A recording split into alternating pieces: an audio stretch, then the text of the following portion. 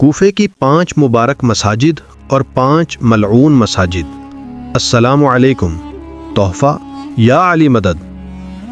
امام محمد باقر علیہ السلام نے فرمایا کہ کوفے میں 5 مساجد ملعون ہیں اور 5 مساجد مبارکہ ہیں۔ پہلی مبارک مسجد میں مسجد غنی ہے۔ خدا کی قسم اس کا قبلہ درست ہے، اس کی خاک پاکیزہ ہے، اس کو ایک مرد مومن نے بنایا ہے۔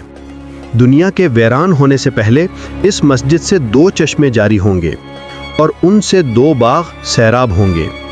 وہاں کے رہنے والے ملعون ہیں اور وہ مسجد ان لوگوں سے بیزار ہوگی۔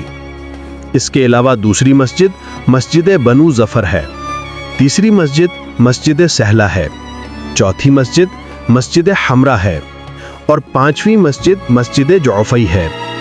آج کل یہ مساجد مٹ چکی ہیں۔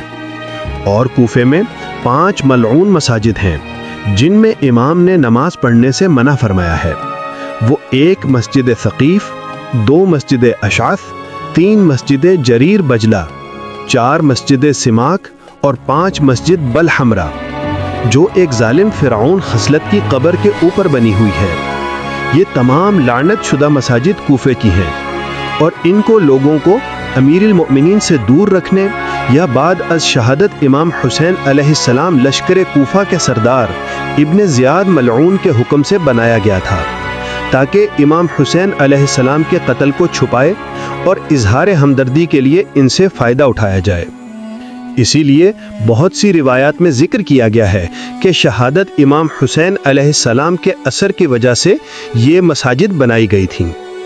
ایک اور روایت میں ان 5 مساجد میں ایک مسجد تئیم بھی ہے، اور امام جعفر الصادق کا فرمان ہے کہ جب مولا امیر المؤمنین ان مساجد کی طرف دیکھتے تھے تو فرماتے یہ بقعۂ تیم ہیں، یعنی ان لوگوں نے مولا امیر المؤمنین کا ساتھ نہیں دیا تھا اور مولا امیر المؤمنین علیہ السلام کے دور حکومت میں عداوات اور بغض کی وجہ سے ان کے ساتھ نماز نہیں پڑھتے تھے۔